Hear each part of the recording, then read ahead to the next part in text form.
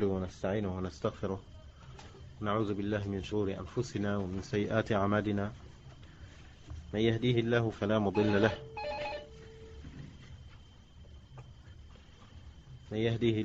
مضل له ومن يضلل فلا هادي له وأشهد أن لا إله إلا الله وحده لا شريك له وأشهد أن محمدا عبده ورسوله يا أيها الذين آمنوا اتقوا الله حق تقاته ولا تموتن إلا وأنتم مسلمون يا أيها الناس اتقوا ربكم الذي خلقكم من نفس واحدة وخلق منها زوجها وبث منهما رجالا كثيرا ونساء واتقوا الله الذي تساءلون به والأرحام إن الله كان عليكم رقيبا يا أيها الذين آمنوا اتقوا الله وقولوا قولا سديدا يصلح لكم ما لكم ويغفر لكم ذنوبكم ومن يطع الله ورسوله فقد فاز فوزا عظيما أما بعد فإن أصدق الحديث كلام الله وخير الهدى هدى محمد صلى الله عليه وعلى آله وسلم وشر الأمور محدثاتها وكل محدثة بدعة وكل بدعة ضلالة وكل ضلالة في النار. أما بعد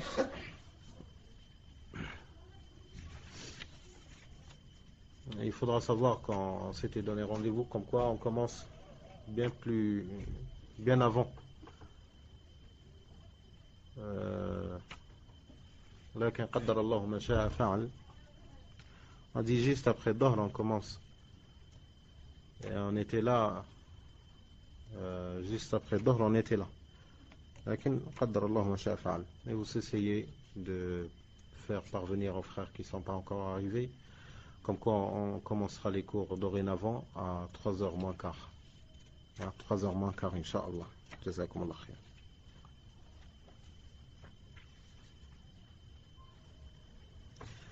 أما فيما يخص الدرس من أحكام الجنائز للشيخ ناصر الدين الألباني رحمة الله تعالى عليه رحمة واسعة. On était arrivé au 54e point, à la page 99 de l'édition Maktabat al-Ma'arif, où le Cheikh al-Albani rahimahullah ta'ala, il avait entamé la discussion sur le point du fait de porter le mort dans les véhicules et tout le cortège sera composé de véhicules, et que ça n'était pas la sunnah, et bien au contraire ça contredit la sunnah, et c'est interdit de le faire dans la sharia islamiyya. Puis le Cheikh al-Albani rahimahullah ta'ala, il avait commencé il avait donné les motifs, le premier, le deuxième et le troisième motif. Puis le Cheikh al-Albani rahimahullah, il a dit قال الشيخ الألباني أقول إن تشييعها على تلك الصورة مما يفوت على الناس هذه الغاية الشريفة تفويتا كاملا أو دون ذلك، فإنه مما لا يخفى على البصير أن حمل الميت على الأعناق ورؤية المشيعين لها وهي على رؤوسهم أبلغ في تحقيق التذكر والاتعاظ من تشييعها على الصورة المذكورة. ولا أكون مبالغا إذا قلت إن الذي حمل الأوروبيين عليها إنما هو خوفهم من الموت وكل ما يذكر به بسبب تغلب المادة عليهم وكفرهم بالآخرة. Ça c'était le résumé de Cheikh al-Albani rahimahullah. Pourquoi les kuffars font-ils cela, et les leçons que en utilisant cette méthode, c'est-à-dire de porter le mort dans le corbillard et de suivre en véhicule et tout, ça enlève beaucoup de sunan, ça enlève beaucoup de sunnah du prophète sallallahu alayhi wa sallam, et au fur et à mesure, avec le temps, ça deviendra des sunnahs mortes. Alaykum salam wa rahmatullahi wa barakatuh. Et tout acte qui remplace une sunnah, c'est une bid'ah. Tout acte qui remplace une sunna, c'est une bid'a. Et ces actes-là, qui sont le corbillard et tout, les voitures et tout, lors de cortèges funéraires et tout. Tout ça, ça fait partie de al-bid'a, comme l'a dit Cheikh Al-Albani. Pourquoi cela? Parce que ça efface beaucoup de sunan. Et parmi les sunan, c'est que le Nabi sallallahu alayhi wa sallam, il a dit, suivez les morts. Suivez les morts lorsque vous les amenez, car ça vous fera rappeler le jour de la résurrection. Ça vous fera rappeler al-qiyamah. Inna tudakkirukum al-akhirah. Le jour dernier. Alaykum salam wa rahmatullah. Et bien sûr, les personnes qui sont en voiture, par 5 personnes ou par 4 personnes en voiture, le cercueil ou bien le mort, ils le mettent dans une voiture spéciale, le corbillard et tout. Chacun, il est occupé par sa voiture. Il s'occupe à conduire et tout. Il n'y a plus de morale. Il n'y a plus l'événement de voir un musulman qui marche des pas prescrits dans la sunna, sans courir, sans les foulées qu'on a dit, sans faire des petites foulées, ni marcher normalement, précipitamment. Et un silence, comme il est la sunna dans les cortèges funéraires. La sunna, c'est le silence. Alors tu entends que des pas et tout. On avait parlé de tout ça la dernière fois, dans le dernier cours. Et voir des musulmans qui portent le mort sur les épaules. Ils le portent. Et tu vois le mort. Tu le vois dans linceul et tout, dans le linceul couvert et tout, tu le vois. Et c'est ce qui fait effacer aussi cette image, le cercueil. Ça ne fait pas partie des coutumes des musulmans. Ça vient des kuffars, le cercueil. Alors les kuffars, comme a dit Cheikh Al-Albani, rahimahullah, ils ont fait tout pour effacer toute morale et toute leçon tirée d'un cortège funéraire. Il n'y a plus rien que tu suis un mort ou que tu suis personne, tu fais une marche silencieuse parce qu'ils ont augmenté le pain. Ou bien cortège funéraire chez les kuffars, c'est pareil. Il n'y a aucune leçon à tirer. Une marche silencieuse, une marche. Ils sont habitués à ça dans les grandes surfaces et tout. Ils marchent, ils font des chaînes et tout, et ils marchent. Ça, ils sont habitués. Alors, ils ont enlevé tout élément qui laisse le cœur se réveiller et retravailler de nouveau. Ou bien lui envoyer quelques décharges parce que tu vois des scènes que ce n'est pas journalier que tu vois. De voir, surtout dans Bilad al-Kufr, de voir des morts, ils se font laver, tu attends qu'ils le sortent pour le suivre. Tout ça, c'est des scènes et c'est des images qui laissent que le cœur travaille. Et tabi'u al-janaiz. Et ça fait partie haqqul muslim ala al-muslim, yattabi' akhah. Et lorsque tu vois les musulmans, ils portent un homme sur les épaules, tu te rends compte que c'est ton frère que tu connaissais, que tu as discuté peut-être avec lui la veille, ou bien que tu lui rendais sans cesse visite à l'hôpital. Il était dans une maladie incurable, maladie grave, Allah al-Musta'an et tout. Toujours tu espérais, peut-être Allah subhanahu wa ta'ala, il va le faire guérir. Allah, il va le guérir, faisait dua, mais il est mort. Tout ça, ça travaille. Les kuffars, comme a dit Cheikh Al-Albani, rahimahullah, ils ont fait tout ça pour enlever toutes ces images-là. Et Cheikh Al-Albani, rahimahullah, il a essayé de leur trouver un motif pourquoi ils le font. Il a dit parce que c'est des gens qui ont peur de la mort. Quoi qu'ils disent qu'ils ne croient pas. Ils ne croient pas en Dieu. Ils ne croient pas en Dieu et tout. Mais, en vérité, lors de la mort, tu trouves chacun, il se faufile de son côté. Tu trouves même des fois, comme j'ai dit la dernière fois, tu trouves même le corbillard des fois tout seul, dans le périph'. Et dans le périph'. Alors ça se fait trop vite. Le plus vite serait le mieux. Tu trouves les proches, ils arrivent chez le notaire. C'est ça, aqidah des kuffars. La matière. Matérielle. Matérialiste, comme a dit Cheikh Al-Albani, rahimahullah. قال إن الذي حمل الأوروبيين عليها إنما هو خوف من الموت وكل ما يذكر به بسبب تغلب المادة. Parce que le matériel, côté matériel, il a pris le dessus sur la vie des kuffars. Il a pris le dessus sur la vie des kuffars. même le plaisir qu'ils se donnent, ils ne se donnent pas de vrai plaisir. Et ils savent qu'ils se donnent un faux plaisir. Hein? Ils essayent de créer des joies. Même la vie conjugale, hein, ils essayent de créer un bon mouvement. La femme sait que son mari la trahit, et le mari il sait que sa femme le trahit. Alors, mais ils se taisent, ils acceptent à rester comme ça. Hein, ils acceptent à rester comme ça. Pourquoi? Parce que ils vont faire quoi? Il va lui dire arrête, c'est haram. Il n'y a pas de haram chez eux. Hein? Ils vont faire quoi?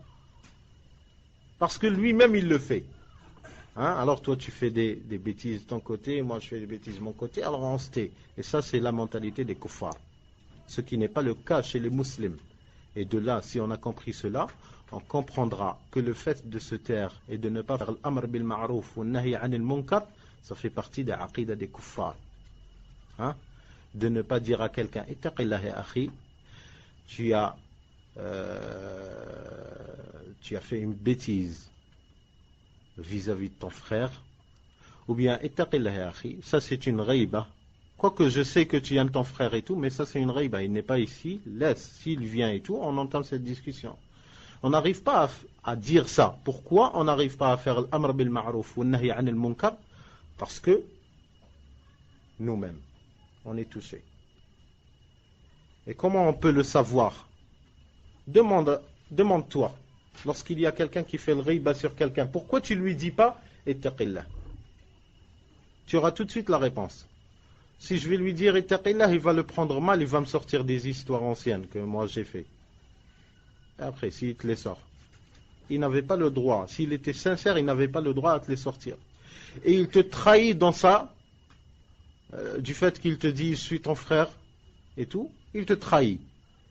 Parce que si c'était vraiment ton frère, il n'aurait pas attendu que tu le grilles dans l'assise pour que lui, il te sorte tes défauts. Ton vrai frère, celui qui te montre tes défauts, il te prend à part, an-nasiha. Il te prend à part, il te dit Akhi, tu as fait tel et tel et tel. Alors lorsqu'on est tous tachés, hein, on n'ose pas. Hein, on n'ose pas dire à quelqu'un ittaqillah. On n'ose pas dire à quelqu'un Akhi, pourquoi tu te comportes ainsi avec ta femme, par exemple, et tout? Pourquoi? Parce que lui-même, il sait que moi, je me comporte mal avec ma femme. Hein? Les sœurs, pareil. Pourquoi la sœur, lorsqu'elle entend d'autres sœurs dans l'assise, elle parle sur son mari et elle dit mon mari, il me dégoûte, il me fait tel, il me fait tel, il me fait tel. Aucune sœur ne parle. Pourquoi cela? Normalement, si elles lui font nasiha et tout, si c'est vraiment des sœurs, elles lui parlent, elles lui disent ittaqillah, c'est ton mari, il a des droits sur toi. Et surtout pas de divulguer ses défauts dans une assise. Ah, si chaque sœur elle se comportait ainsi, aucun frère n'interdirait à sa femme d'aller dans des assises de sœurs. Pourquoi cela? Parce qu'il n'y aura que l'intérêt. Si les femmes elles quittent des assises comme ça, elles ont tout à gagner. Hein? Parce que discussion de femmes, c'est quoi? Le riba, le namima. La meilleure des choses qu'ils font, c'est qu'elles bavardent. Hein? Ni pour toi, ni contre toi, elles bavardent. Je ne dis pas qu'il n'y a pas de sœurs qui discutent de l'ilm et tout, nasiha entre elles et tout. Si. Mais leur effet, est-ce qu'ils se sont dans la scène? Lorsque une d'elles, elle parle, ça devient quoi? Ils vont tomber sur elle. Et cette mentalité-là, alaykoum salam wa rahmatullah, cette mentalité-là, elle nous vient d'où? Des kuffars. C'est une mentalité des kuffars. Et Allah subhanahu wa ta'ala, il nous a fait rappeler cela dans le Coran al-Karim. Et c'était une des causes qu'Allah subhanahu wa ta'ala maudisse le peuple d'Israël.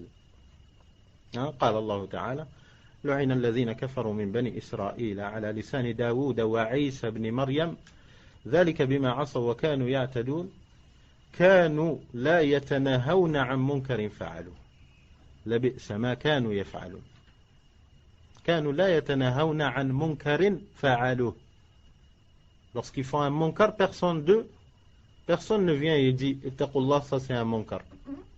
Alors, toi tu t'es, l'autre il se tait, l'autre il se tait, l'autre il se tait. Ça deviendra une société comment?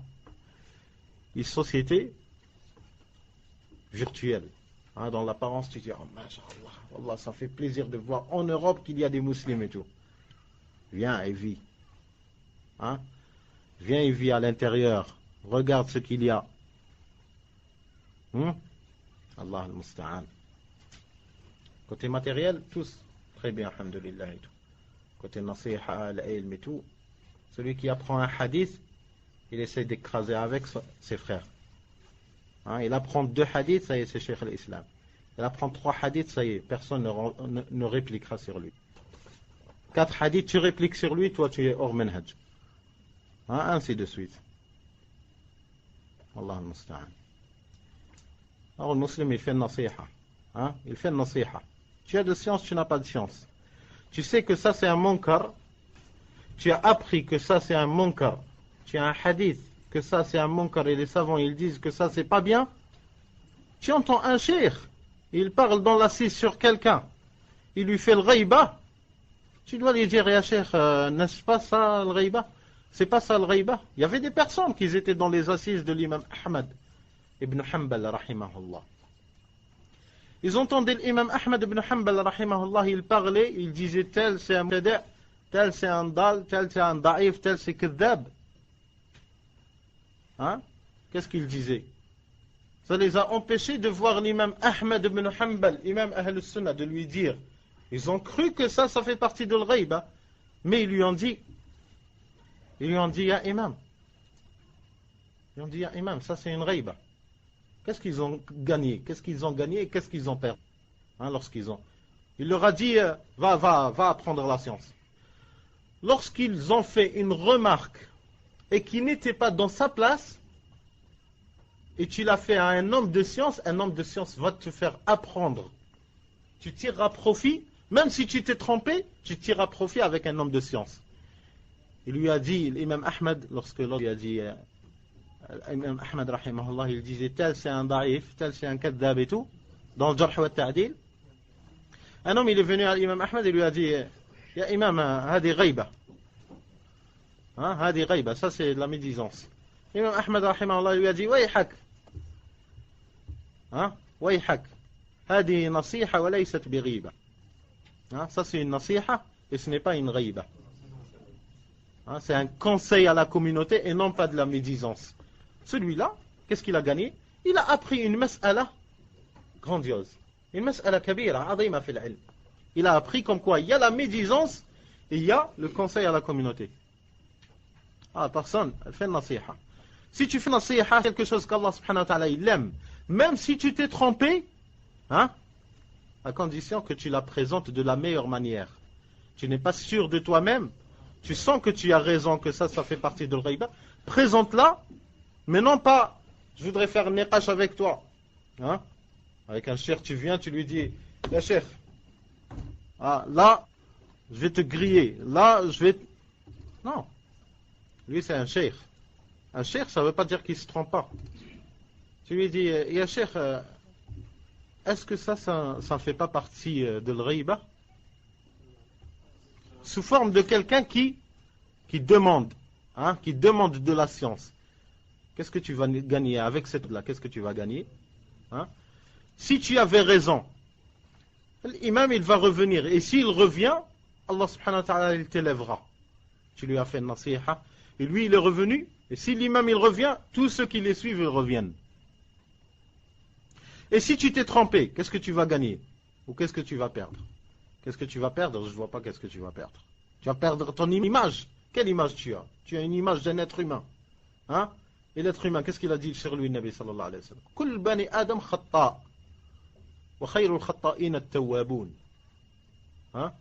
Tout être humain se trompe beaucoup. Hein? Tout être humain se trompe beaucoup. Kull bani Adam khatta. Wa khayrul khatta'in at-tawwabun. Hein? Et les meilleurs de ceux qui se trompent sont ceux qui reviennent sur leurs fautes. Si l'imam il te dit, non, tu as dit que ça c'est une ghaiba, non, ce n'est pas une ghaiba. Je vais te faire comprendre pourquoi ce n'est pas une riba. Un Nabi sallallahu alayhi wa sallam, tel et tel, il lui ramène les dalils. Parce que c'est un homme de science. Et s'il ramasse l'assise sur toi et tout, ça, il se faisait passer pour un homme de science. Ça, c'est quelqu'un qui se fait passer pour un homme de science. Si tu es venu avec l'adab et tout, un homme de science, il te répond avec de la science. Tu tireras profit. Même si tu te trompes, alhamdoulilah, tu as fait apprendre les gens. Hein? Tu as fait apprendre les gens.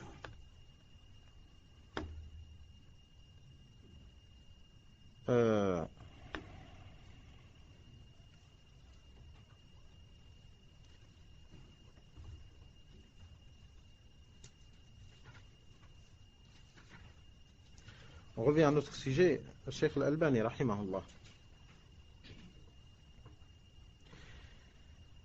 Il a éclairci ces sujets-là que le fait de porter le mort et tout dans le corbillard et tout, et le suivre par les voitures, ça fait partie des bid'a.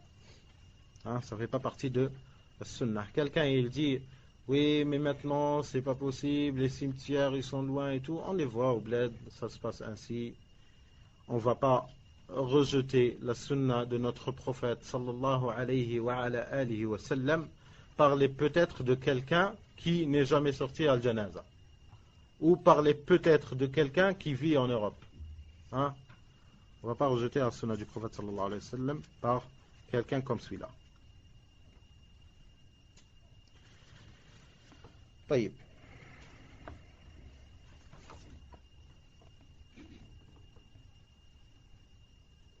Pourquoi c'est interdit aussi? Le quatrième point, pourquoi c'est interdit de le prendre en voiture et tout? قال الشيخ الألباني رحمه الله تعالى: الرابع أنها سبب قوي لتقليل المشيعين لها والراغبين في الحصول على الأجر الذي سبق ذكره في المسألة 45 من هذا الفصل، ذلك لأنه لا يستطيع كل أحد أن يستأجر سيارة ليشيعها. الشيخ الألباني رحمه الله il a dit que, et ça, le fait de le porter dans une voiture, le corbillard et tout, le fait d'utiliser cette manière, et c'est le moyen de locomotion et tout, c'est une des grandes causes de limiter le nombre de ceux qui veulent assister, hein, à l'enterrement de cette personne-là. Et tu leur enlèves l'ajr. Hein, tu enlèves l'ajr aux gens. Surtout, comme a dit Cheikh, surtout pour les personnes qui n'ont pas le moyen de locomotion et tout, n'ont pas de voiture. Ça veut dire, tu n'as pas de voiture, tu n'auras pas une montagne de hasanat. Tu n'as pas de voiture, tu n'auras pas de montagne comme Uhud de hasanat. Hein? Ceux qui suivent le mort, hein, tu le suis jusqu'à ce qu'ils font salat sur lui, et tu rentres chez toi, celui-là il a ajr de une montagne de hasanat. Et celui qui le suit jusqu'à faire salat, puis il suit jusqu'à ce qu'il le mette sous terre, hein, il l'enterre, celui-là il aura 2 montagnes de hasanat. Perdu à cause de quoi? À cause de voiture. Perdu à cause de quoi? À cause de voiture. Le 5e point, pourquoi c'est interdit aussi.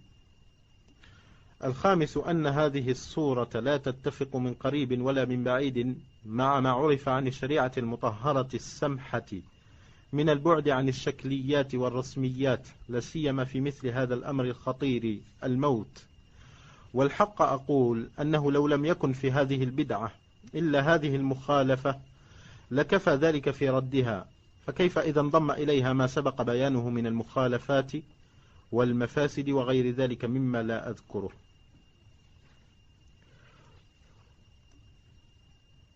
Il a dit que cette image d'utiliser les véhicules et tout, ça ne va pas avec ce que nous a enseigné la Sharia al-Islamiyya sur le fait d'éviter de travailler seulement pour l'apparence seulement.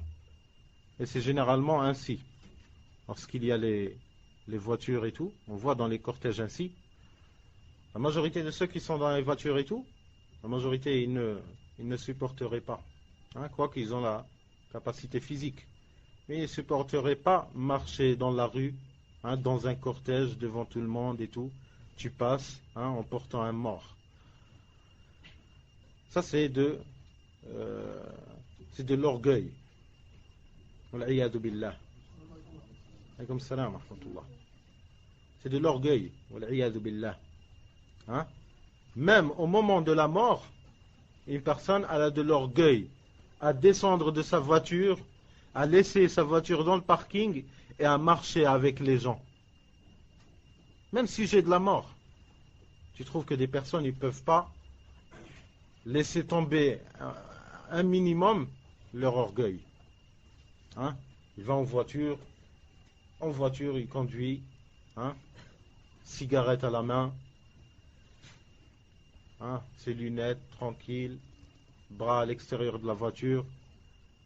Quelle humilité, hein? Quel khushu' il y a, hein? Quel khawf min al-yawm al-akhir.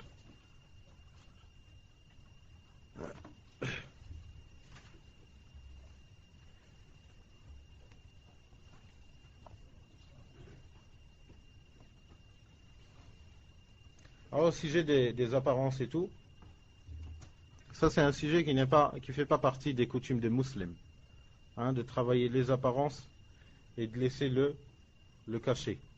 Hein, travailler les apparences, comme il a dit Omar ibn al-Khattab, radiyallahu anhu. Il rejetait de telles images, hein, de telles images de ceux qui s'occupent de leur extérieur. Qu'est-ce que je veux dire par de leur extérieur? Leur extérieur, ça veut dire il te sourit. Il sait que sourire, hein, aux musulmans, c'est une hasana. C'est une récompense. C'est un ajr. Hein? Et c'est une sunnah. Le fait de sourire à un musulman. Ibtisamatun fi wajhi akhika sadaqa. Ibtisamatun fi wajhi akhika sadaqa. Un sourire au visage de ton frère, tu lui souris au visage, ça c'est une aumône. Hein? C'est une aumône. Mais as-salaf, rahimahumullah, les sahaba, radiyallahu anhum, ils n'avaient pas cette mentalité de travailler ce côté-là sans qu'il soit sincère. Hein, ce qui n'est pas le cas avec nous. Hein, ce qui n'est pas le cas avec la majorité d'entre nous. Omar ibn Khattab, radiallahu anhu, il faisait des répliques sur des personnes. Hein, lorsqu'il voyait quelqu'un, il faisait as-salat et tout, ou bien il rentrait au masjid. Ça a commencé à l'époque de Sahaba, radiallahu anhum. Ces images-là qu'on voit surtout chez Sophia. Hein, il se préfabrique une personnalité virtuelle. Hein, khushu' mais virtuelle. La preuve, c'est si tu t'engages avec lui à la discussion, ça change. Son image, elle change. Hein? Et ils sont connus, Sophia. Surtout les Sophia contemporains. Hein? Omar ibn Khattab, radiallahu anhu, il répliquait sur les personnes comme ça. Il disait, Anta ya sahib al-raqaba. Le khushu', ce n'est pas dans le raqaba. Le khushu', ce n'est pas dans le cou. Pourquoi sahib al-raqaba, qu'est-ce qu'il faisait? Il y avait des personnes qui venaient, et Omar ibn Khattab, il voyait des personnes comme ça. Il le voyait, il se tenait comme ça. Tu vois? Il se tient comme ça. La tête baissée. Jamais tu peux voir son cou. Hein? Toujours son menton collé à sa poitrine. C'est un signe pour ce personnage-là, c'est un signe d'humilité, de khushu'. Hein, il se rabaisse auprès d'Allah et tout, pour qu'il démontre comme quoi il n'est rien. Omar ibn Khattab, radiallahu anhu, il lui a dit, l'humilité, ce n'est pas dans le cou que tu le rabaisses. Hein? Parce que si c'était sincère, ça se verrait dans d'autres actes. Regardez Omar ibn Khattab, radiallahu anhu. Il se montrait comme les sophis se montrent de nos jours. Il vient quand un fluide. Tu crois qu'il est un liquide. Hein? Tu as peur qu'il se décompose. tellement il se fait montrer. Comme Jama'at al-Tabligh et tout, il vient vers toi et tout, mon frère et tout. Oh, on prend les images des témoins de Jéhovah ou quoi? Le musulman aziz. Le musulman, il est gentil. La gentillesse, ce n'est pas que tu sois souriant jusqu'à ce que lorsqu'on te dit ça c'est une bid'a, tu deviens comme un démon. C'est ça la sincérité dans ton sourire, hein? Et lorsque la personne, masha'Allah, masha'Allah, Allah al-Musta'an, Allah al-Musta'an.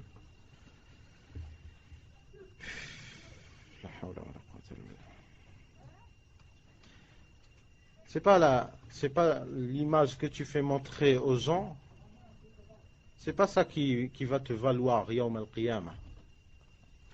Tu as la crainte d'Allah, tu as la crainte plus qu'un Omar ibn Khattab pour te montrer complètement rabaissé et courbé. Tu te courbes complètement pour montrer comme quoi tu n'es rien.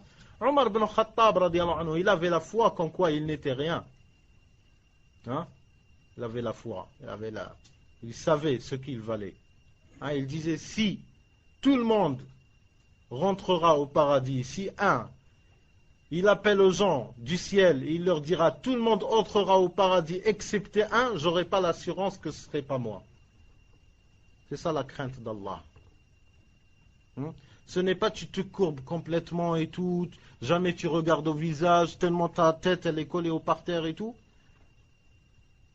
Et après, lorsqu'on te dit, mais mon frère, قال النبي صلى الله عليه وعلى آله وسلم, à ce moment-là, il entend hadith, قال الصحابة et tout. Le visage il se lève, ses yeux ils commencent à rougir. Nos souyours en Inde, ils nous ont appris. Je lui dis, قال النبي صلى الله عليه وسلم, n'est-ce pas ça l'orgueil? N'est-ce pas ça le vrai orgueilleux? Hein? N'est-ce pas ça une personne qui est guidée par le shaitan? Lorsque tu lui dis قال النبي صلى الله عليه وسلم, il s'énerve. Tu lui dis Nabi sallallahu alayhi wa sallam, il est resté à Médine, il n'a jamais fait le khuruj au Yémen.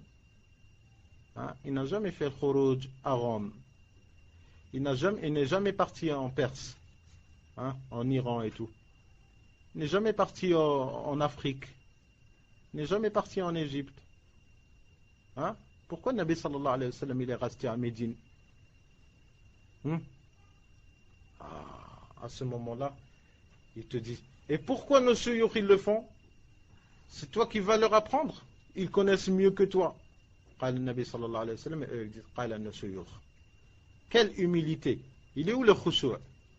Hein? Il est où le respect au prophète sallallahu alayhi wa sallam? Alors tout ça ça n'a aucune relation avec Sharia al-Islamiyya. Le fait de travailler l'apparence, hein, de s'occuper, de se faire une image. Et je ne veux pas dire par l'apparence, ça veut dire le qamis et al-lahya, ça ne vaut rien, on ne s'occupe pas de ça. Tu t'occupes, comme certains le disent, d'autres extrêmes. Il y a certains qui sont extrêmes, ils disent, tu te fais une apparence, hein, tu le vois, tu crois que celui-là, il cartonne dans le khushu' et tout. Tu lui cites un verset, alors il s'énerve. Et d'autres, ils disent, l'important ce n'est pas l'apparent. Hein? L'important ce n'est pas l'apparent. L'important c'est les cœurs. Tu vois son apparent, tu ne sais même pas est-ce que tu dois lui dire bonjour ou bien salam alaykum. Tu ne sais même pas. Hein? Comment il se distingue? D'où est-ce que je pourrais savoir moi? Il y a des personnes qui ressemblent tellement à des non-musulmans, hein, que je n'ose pas commencer par salam. Comment ça se fait? Le Nabi sallallahu alayhi wa sallam, pas du tout. Il nous a appris à travailler les cœurs. Si tu as travaillé ton cœur vraiment, hein, ton cœur il te dira de suivre le Nabi sallallahu alayhi wa sallam. Dans son apparence et dans son cœur. Hein? Et si le cœur il est travaillé vraiment, comme certains le disent, l'important c'est ce qu'il y a dans ton cœur. Il y a murji'a. Hein? Le murji'a, ça c'est le murji'a. Pur. La véritable. Hein? Ça c'est le vrai murji'a. Pourquoi? Parce qu'ils disent L'important, c'est le cœur. Si tu travailles ton cœur, c'est ça le plus important. Ah oui? Tu travailles ton cœur avec quoi? Avec des bulles de savon? Avec quoi tu travailles ton cœur? Avec quoi? Tu bâtis sur quoi? Sur du sable? Si ton cœur il est travaillé, il fera sortir des actes. Si ton cœur il est plein de iman, obligatoirement il fera sortir des actes. J'aime Allah, trop fort, j'aime Allah. Viens faire salat. Non, je n'ai pas le temps parce que j'aime Allah. C'est ça l'iman de l'Murji'a. Les actes, ça n'a aucune relation avec les cœurs. Alors que Ahl Sunnah wal Jama'a, ils disent que si ton cœur, il a l'iman, automatiquement ça va te mener à t'exprimer, à exprimer ce iman-là. Tu aimes Allah, trop fort, masha'Allah. Tu dis, j'aime le Nabi sallallahu alayhi wa sallam. Notre prophète, Rasulullah, qudwatuna, comme il disait, ikhwan. Qudwatuna, c'est notre image. Hein? Et Hassan Iqiyusan, il dit, Rasulullah, qudwatuna. Et après, dans une conférence, il leur disait, vous voulez voir c'est qui notre exemple? Il leur a sorti une photo de Hassan al-Banna. Regardez, c'est ça notre exemple. Bouffon, toi et lui. Dans l'aqidah et dans tout. Sauf que lui, il est mort. قد أفضى إلى ما قدم. Mais هذا الله أعلم si son cœur il est mort ou pas encore.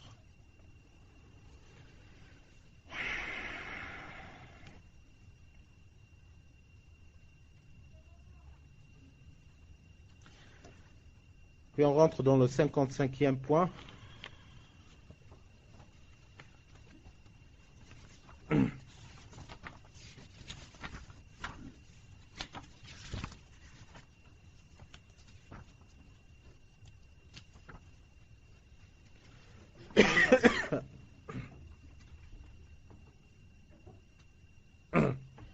قال الشيخ الألباني رحمه الله تعالى رحمة واسعة والقيام لها منسوخ وهو على نوعين 56e نعم 56e point parce qu'ils ont fait une erreur bon, ils ont décalé les alors, le 56e point قال الشيخ الألباني رحمه الله تعالى والقيام لها منسوخ وهو على نوعين. Le fait de se mettre debout, hein? Le fait de se mettre debout pour le cortège funéraire ou pour le mort, il a été abrogé. Il a été abrogé. C'est quoi l'abrogation? Non.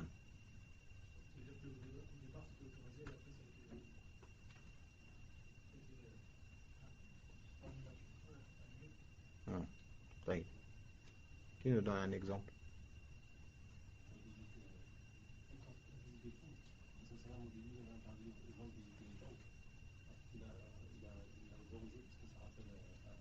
Barakallahu fik. C'est un bel exemple d'un côté parce que j'ai demandé l'exemple et deuxièmement pour compléter la réponse du frère parce qu'il a dit au début c'est permis, après c'est annulé.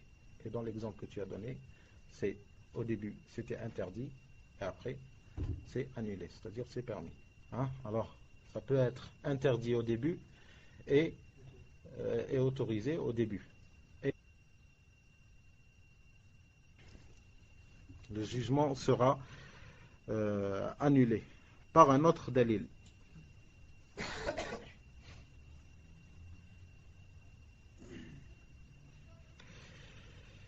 Et le fait de se mettre debout, c'est à deux manières.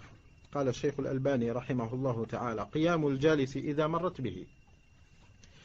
Le fait que la personne elle est assise, hein, puis un cortège funéraire il passe, un cortège funéraire il passe, alors s'il passe devant toi un cortège funéraire, tu te mets debout, hein, tu te lèves et tu te mets debout jusqu'à ce qu'il dépasse.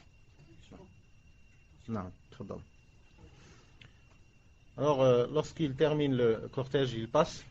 Hein? Toi tu te rassois. Hein? Ça c'est une manière. Regardez, le fil,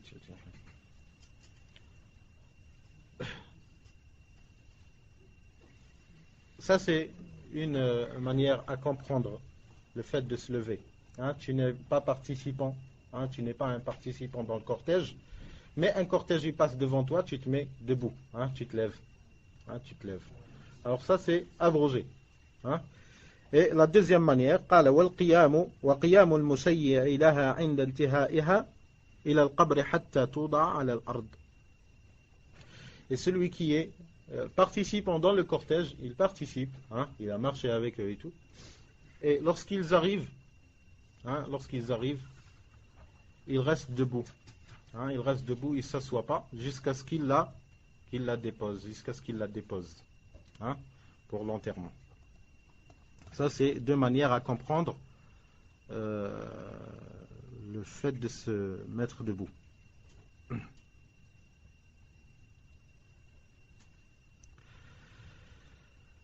والدليل على ذلك حديث علي رضي الله عنه وله ألفاظ. والدليل على ذلك حديث. Et la preuve pour tout cela, il y a un hadith de Ali ibn Abi Talib radiyallahu anhu. On a le droit de dire كرم الله وجهه. أنت أخي. نعم. كيف؟ كرم الله وجهه. On a le droit de dire كرم الله وجهه. أنت أخي. عندك خانة. خلاف.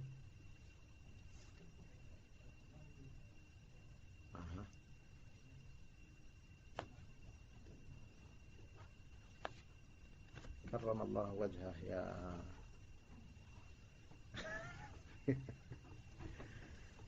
هات sors ce que tu as dans le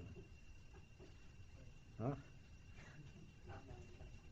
كرم الله وجهه. t'as jamais entendu ça? Alhamdulillah, t'as rien raté. تفضل. Tu n'as jamais entendu? هات.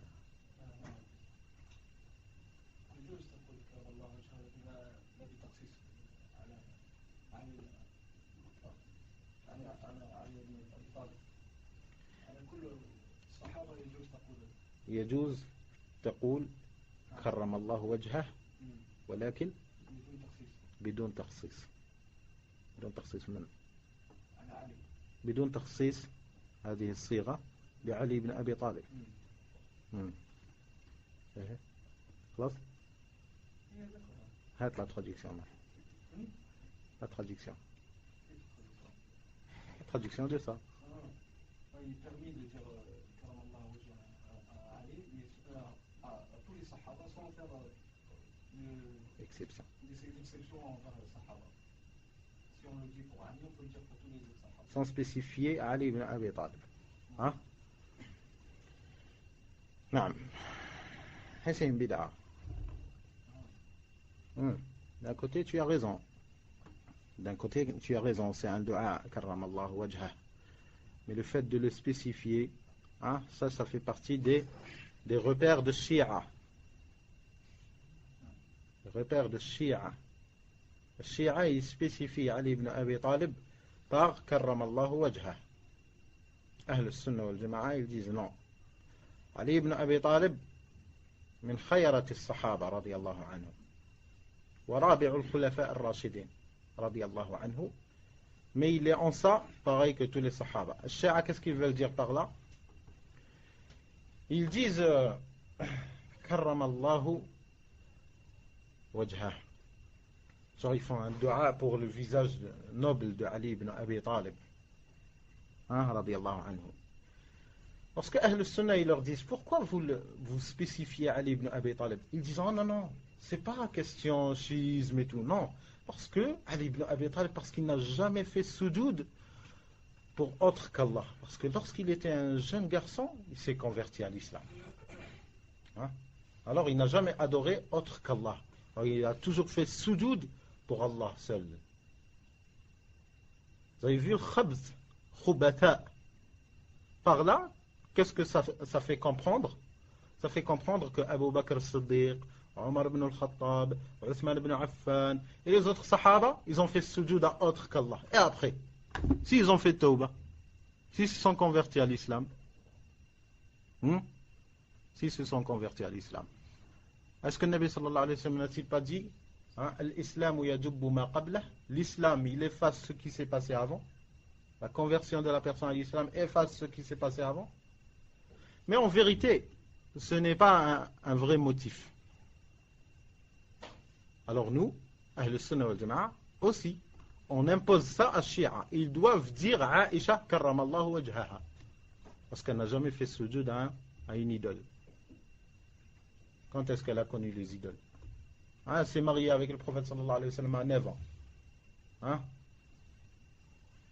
9 ans. Quand est-ce qu'elle a connu les idoles? Pourquoi ils ne disent pas karramallahu wajhaha?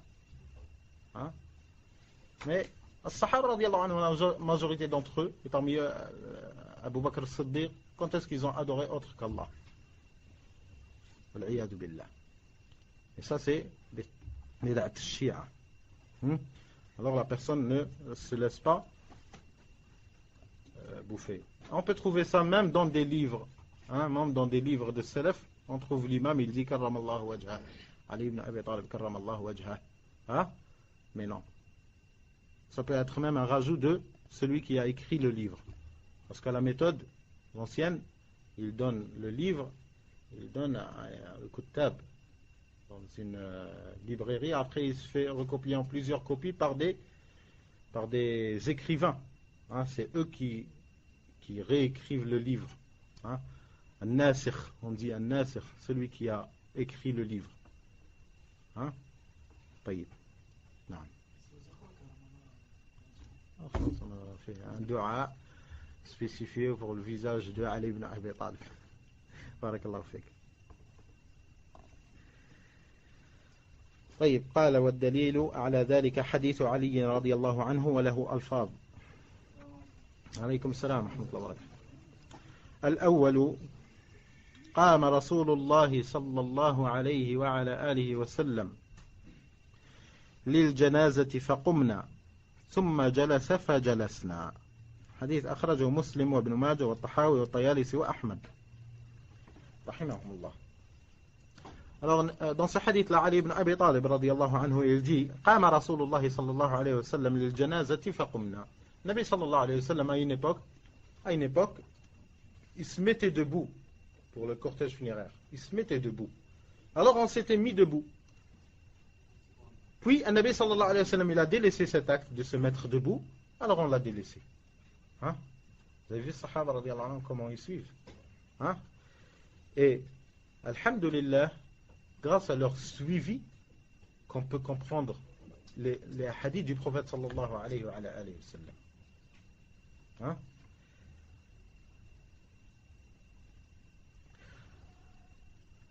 Puis le deuxième hadith, plutôt l'autre version.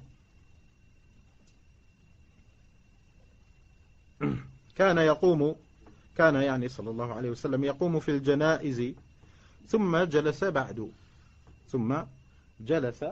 بعد رواه مالك وعنه الشافعي في الأم وأبو داود في السنن. كان يقوم في الجنائز ثم جلس بعد. النبي صلى الله عليه وسلم dans cette version-là, Ali ibn Abi Talib il rapporte que le Nabi sallallahu alayhi wa sallam il se mettait debout pour les cortèges funéraires. Il se mettait debout.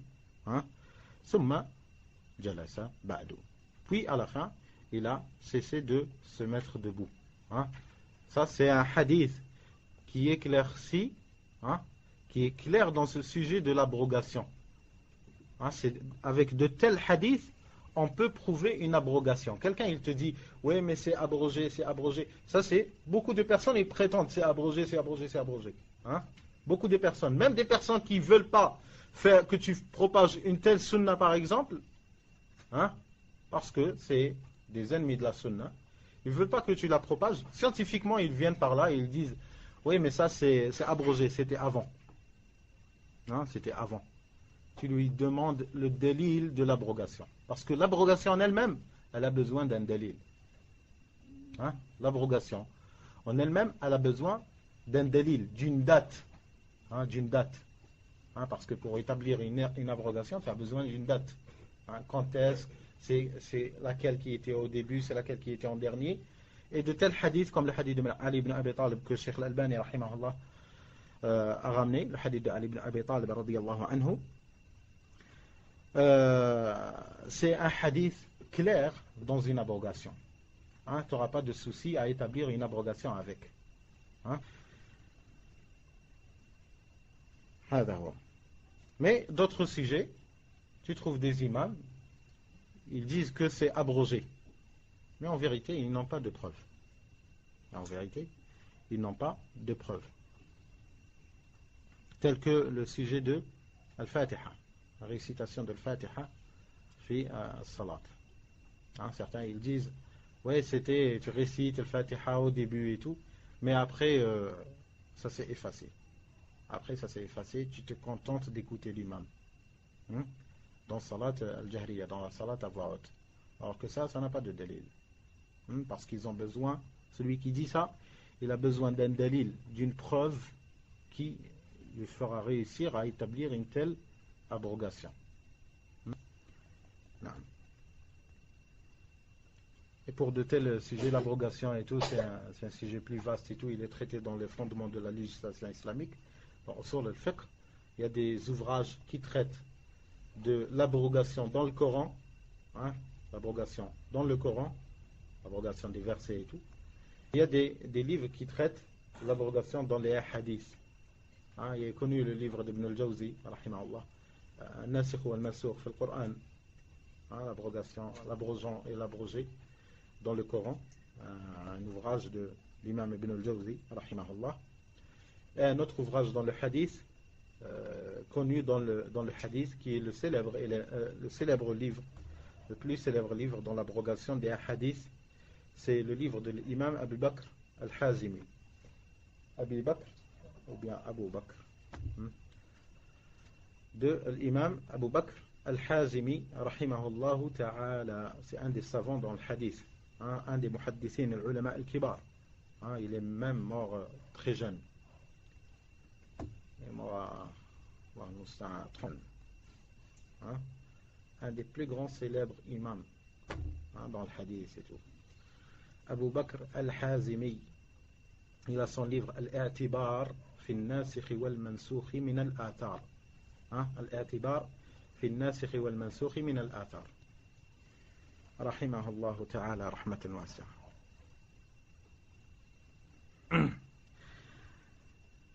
La troisième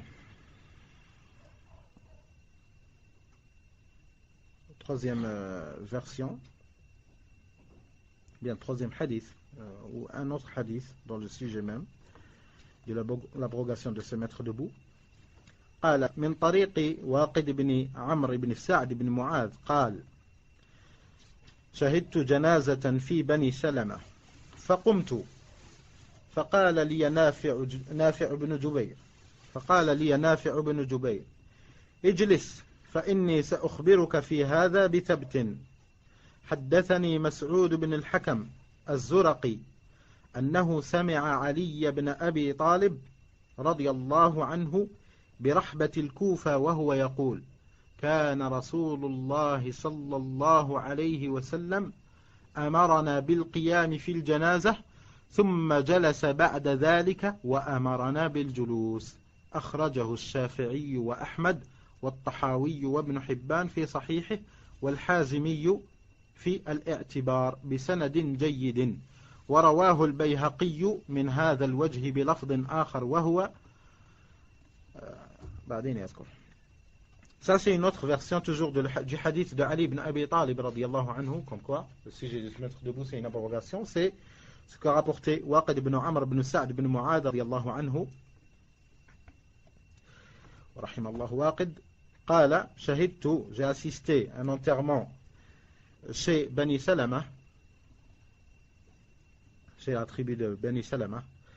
فقمت, alors je me suis mis debout. فقال لي نافع بن جبير, puis نافع بن جبير, ça c'est un des تابعين. فقال لي نافع بن جبير جلس فإني سأخبرك في هذا بثبت. Il lui a dit assis-toi, assis-toi car après je vais te rapporter quelque chose d'authentique sur le sujet. Après il s'est assis Après, il lui a raconté. Nafi' ibn Jubayr, il a rapporté à Waqid ibn Amr. Il lui a rapporté, il lui a dit Hathani Mas'ud ibn al-Hakam. Mas'ud ibn al-Hakam m'a rapporté. Mas'ud ibn al-Hakam al-Zuraqi m'a rapporté qu'il a entendu Ali ibn Abi Talib, radiyallahu anhu, برحبة الكوفة, وكوفة en Irak. C'est en Irak, le Koufa. وهو يقول, il a entendu Ali ibn Abi Talib en train de dire كان رسول الله صلى الله عليه وسلم أمرنا بالقيام. Le prophète صلى الله عليه وسلم, Ali ibn Abi Talib raconte, le prophète صلى الله عليه وسلم nous avait ordonné de se mettre debout pour le janaza. Alors on s'était mis debout. Puis le prophète sallallahu alayhi wa sallam s'est assis. Puis le prophète sallallahu alayhi wa sallam s'est assis et nous a ordonné de nous asseoir. Puis le prophète sallallahu alayhi wa sallam s'est assis et nous a ordonné de nous asseoir. Le hadith, le athar rapporté par Shafi'i, rahimahullah, wa Ahmed, wa Tahawi, wa Ibn Hibban, في صحيحه والحازمي في الاعتبار في الناسخ والمنسوخ من الآثار بسند جيد. ورواه البيهقي من هذا الوجه بلفظ آخر. Et le Bayhaqi rahimahullah l'a rapporté d'une autre manière, qui est la quatrième manière rapportée et citée par Cheikh Al-Albani. قال قام رسول الله صلى الله عليه وسلم مع الجنائز حتى توضع وقام الناس معه ثم قعد ذلك وأمرهم بالقعود. Le prophète sallallahu alayhi wa sallam se mettait debout dans les cortège funéraire et tout, il se mettait debout et les gens ils se mettaient debout avec le prophète sallallahu alayhi wa sallam. Puis le prophète sallallahu alayhi wa sallam s'est assis et il les a ordonné de s'asseoir. Il les a ordonné qu'ils s'assoient. Et la cinquième version qui est من طريق إسماعيل بن مسعود بن الحكم الزرقي عن أبيه قال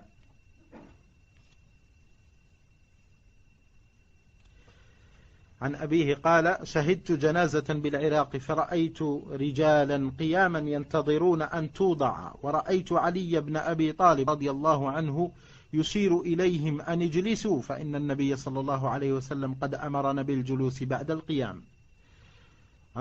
Dans cette version-là, Ali ibn Abi Talib رضي الله عنه, il a vu des gens se mettre debout dans l'enterrement, se mettre debout, et Ali ibn Abi Talib il leur ordonnait, asseyez-vous, leur montrer avec le bras, il leur désignait de s'asseoir, il leur ordonnait de s'asseoir. Puis il a dit فَإِنَّ النَّبِيَّ صلى الله عليه وسلم, car le prophète sallallahu alayhi wa sallam nous a ordonné de s'asseoir, nous a ordonné qu'on s'assoie. قد أمرنا بالجلوس بعد القيام. Car le prophète sallallahu alayhi wa sallam nous a ordonné qu'on s'assoie après qu'il nous a ordonné qu'on se mette debout. Alors toutes ces versions-là prouvent l'abrogation dans le sujet. أخرجه الطحاوي بسند حسن, avec une bonne chaîne de transmission. قلت هذا اللفظ والذي قبله صريحان في أن القيام لها حتى توضع داخل في النهي وأنه منسوخ. فقول صديق حسن خان في الروضة بعد أن قرر منسوخية القيام لها إذا مرت وأما قيام الناس خلفها حتى توضع على الأرض فمحكم لم ينسخ. وأما قيام الناس خلفها حتى توضع على الأرض فمحكم لم ينسخ. فهذا خطأ بين لمخالفته لما ذكرنا من اللفظين والظاهر أنه لم يقف عليهما. Ici, Cheikh Al-Albani, rahimahullah ta'ala, il a rapporté aussi un autre sujet où il a répliqué sur l'imam Siddiq Hassan Khan, Abu Tayyib, Siddiq Hassan Khan. Où Siddiq Hassan Khan, rahimahullah, il a accepté que, comme on avait dit au début du sujet de l'abrogation, on a dit que quoi, c'est en deux manières. C'est le fait que la personne, elle se mette debout lorsque un cortège, il passe devant elle, devant cette personne-là, et elle n'est pas participante dans le cortège. Il a dit ça, c'est abrogé et tout. Et il a dit que le fait de dire que qu'on a le droit de rester debout, même lorsqu'on va la déposer, jusqu'à ce qu'on la dépose et tout, il a dit ça n'a pas été abrogé. Il a dit, Cheikh Al-Albani, rahimahullah, que ici, Siddiq Hassan Khan, il s'est trompé, car c'est clair dans ce qu'on a rapporté, dans le hadith de Ali ibn Abi Talib, radiyallahu anhu wa ardah, dans ce hadith-là, c'est clair, et ça contredit les propos de Siddiq Hassan Khan, et l'apparent est que, Cheikh Al-Albani, rahimahullah, il rajoute et il dit, et l'apparent est que le hadith de Ali ibn Abi Talib, radiyallahu anhu, n'est pas parvenu, et il n'a pas connu Siddiq Hassan Khan. Comme quoi Siddiq Hassan Khan n'avait pas connu le hadith de Ali ibn Abi Talib, radiyallahu anhu, c'est pour cela il n'a pas dit comme quoi c'est abrogé.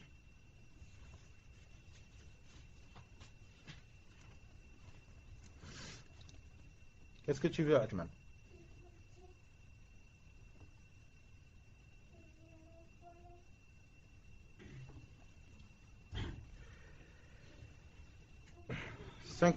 cinquante-septième point. قال الشيخ الألباني رحمه الله تعالى رحمة واسعة ويستحب لمن حملها أن يتوضأ لقوله صلى الله عليه وسلم من غسل ميتا فليغتسل ومن حمله فليتوضأ. من غسل ميتا فليغتسل ومن حمله فليتوضأ. هذا وقال وهو حديث صحيح كما تقدم بيانه في المسألة الواحدة الإحدى والثلاثين. Dans ce 57e point, Cheikh Al-Albani rahimahullah, il fait rappeler toujours le même sujet qu'on avait vu au début, dans le sujet 31, que le fait de porter le mort, il est recommandé. Sur le fait de porter le mort, il est recommandé à celui qui porte le mort qu'il refasse ses ablutions.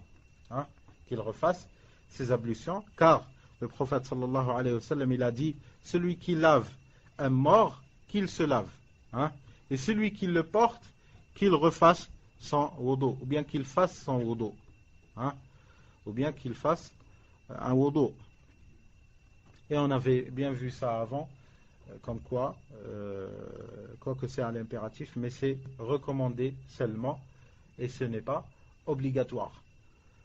C'est recommandé, et pour cela, Cheikh Al-Albani, rahimahullah, il a fait rappeler cela en disant wa yustahabbu, et il est recommandé pour celui qui a porté un mort qu'il fasse un wudu, ou qu'il refasse un autre wudu, s'il l'avait bien sûr. S'il avait un wudu, le fait de porter le mort, ça n'annule pas. Mais dans la sunna, c'est recommandé, mustahab.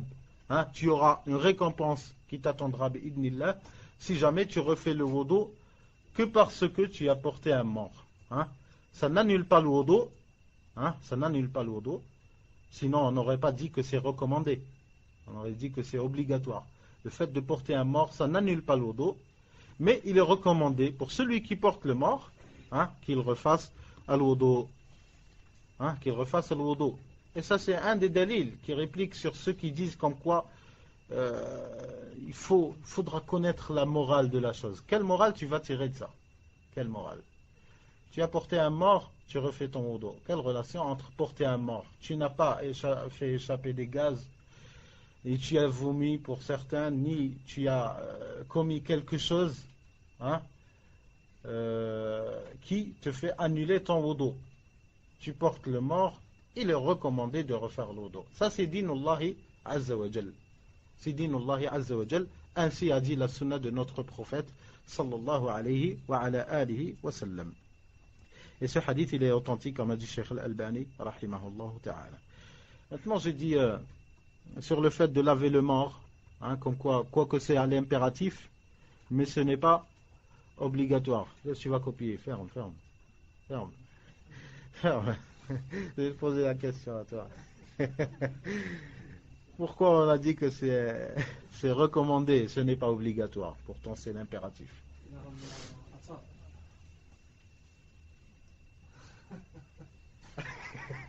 Atar de qui?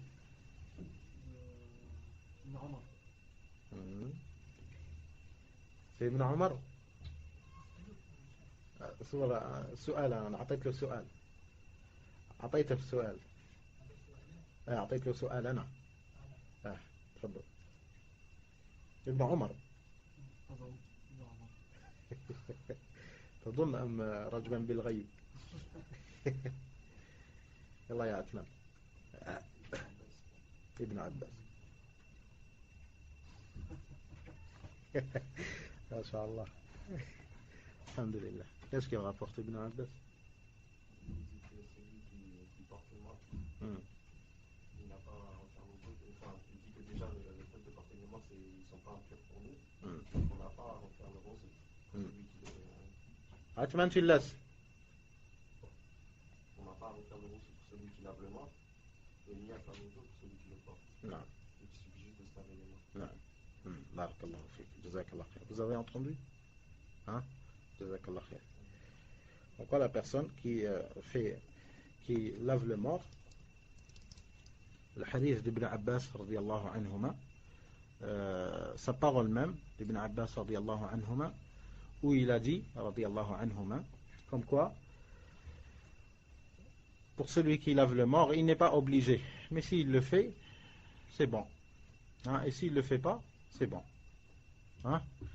La parole d'Ibn Abbas radiyallahu anhuma nous a aidé à comprendre exactement la parole du prophète sallallahu alayhi wa sallam. Et de là, on doit toujours comprendre les hadiths du prophète sallallahu alayhi wa sallam avec la compréhension des sahaba radiyallahu anhum.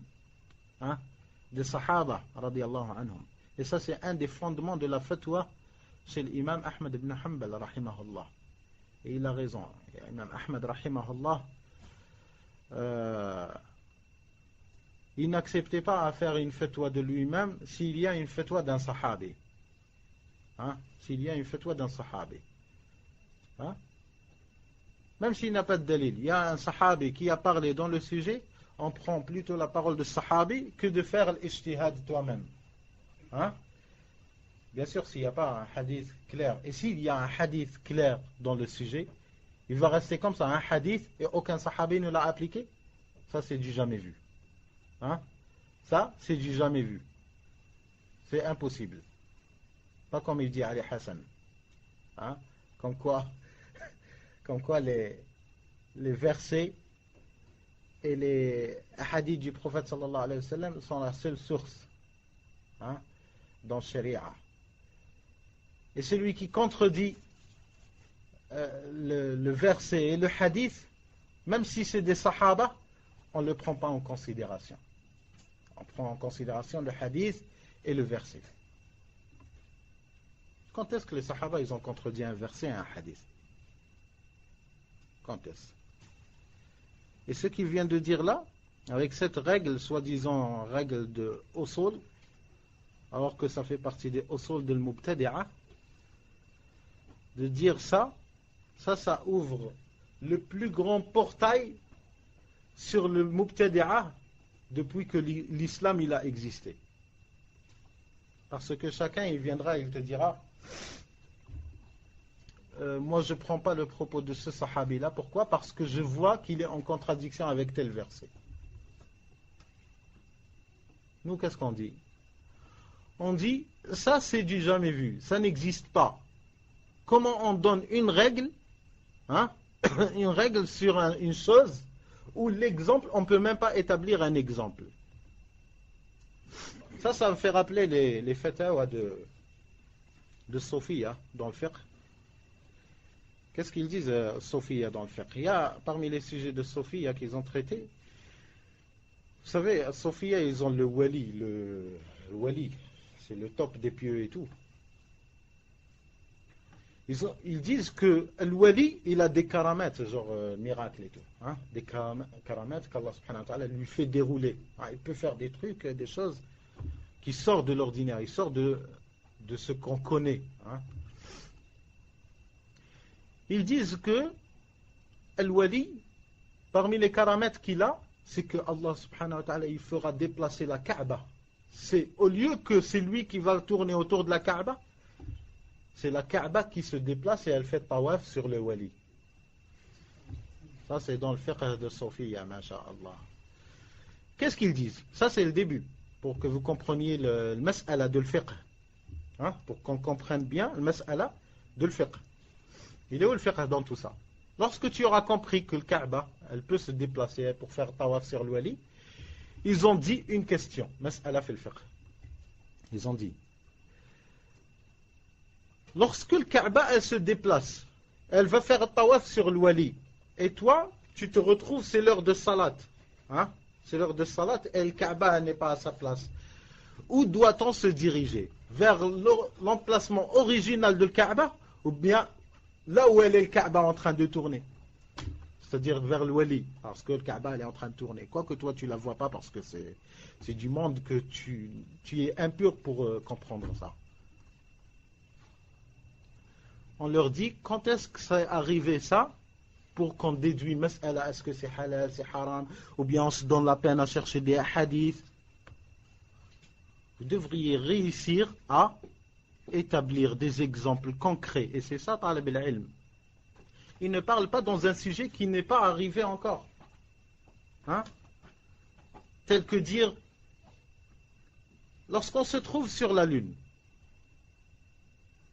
est-ce que les pierres de la Lune servent pour tayammum? Ou bien comme certains ahnaf, ils disent, les ahnaf ils sont trop forts dans ça. Parce que c'est la majorité, c'est Sophie, Murji'a. Ils ont dit, les ahnaf dans les livres de fiqh, ça pour celui qui ne connaît pas bien le fiqh, vous allez voir qu'est-ce que ça veut dire. Tu as le droit d'appartenir à un madhab, tu as le droit. Regarde les exemples, où est-ce que ça les a menés ce droit-là? À quel niveau décadence? Ils ont donné une autre mas'ala. Ils ont dit quoi? Ils ont dit à un homme, il est en train de marcher dans la rue, il a été fauché par une voiture, son dos il s'est cassé, hein, du sperme est sorti de son dos. Lorsque le sperme il est sorti de son dos, est-ce que c'est obligatoire de faire ghusl janaba ou pas? Ça existe ça? Allahu al-Musta'an. Mais on trouve des cas, Allah al-Musta'an. Hein? Allah al-Musta'an. Et il y a deux autres exemples. Hein, c'est pour que on garde le respect entre nous. Sinon, hein, je vous ai raconté le sujet de la salat. C'est qui est, hein, pour l'imam, c'est qui qu'on doit mettre imam. Hein, ils seront partis au point. Le meilleur qui a le Coran, après la Sunna, après celui qui est le plus âgé, après quoi? Après Nabi sallallahu alayhi wa sallam, khalas. Si tu trouves tous ceux-là, ils sont un clan comme ça, tous, masha'Allah, khalas. Le seul que tu fais, tu es aveugle, tu choisis comme ça, tu mets un, il mérite d'être imam. Khalas, c'est ça le fait. Non, ils ont voulu être plus sûrs, hein? Des superstitieux. Mouaswasin fil fiqh. Un faqih, mais il est mouaswas. Il a le waswasa. Qu'est-ce qu'ils ont dit après? Ils ont dit, on doit voir, c'est qui a sa femme, elle est la plus belle. Wallah, ils ne rigolent pas. C'est du fiqh pur. Hein? Pour eux, si tu ne comprends pas ces sujets-là, comment tu peux parler dans le fiqh si tu ne comprends pas de tels sujets? C'est ça le fiqh. Et toi, lorsque tu leur ramènes hadith, tu leur dis, tu as appris un petit peu des hadiths de Boulough al-Maram, ils te disent Boulough al-Maram, arrêtez, c'est hadith, que des hadiths. C'est des personnes ensorcelées. Hein? Alors ils disent que c'est celui qui a sa femme la plus belle. En quoi ça a relation? Tu as ta femme, tu vas la mettre qibla? En quoi ça sert? Et après, ils ont donné d'autres exemples. Si leurs deux femmes elles sont mortelles, masha'Allah, toutes les deux, après, ils sont partis encore plus au-dessous. Hein? Plus au-dessous. Et je ne citerai pas les exemples. Allah al-Musta'an. طيب غدا إن شاء الله بإذن الله ندخل في صلاة الجنازة إن شاء الله. Le 13e chapitre, page 103. سبحانك اللهم وبحمدك أشهد أن لا إله إلا أنت أستغفرك وأتوب إليك وصلى اللهم وسلم وبارك على نبينا محمد وعلى آله وصحبه أجمعين. جزاكم الله.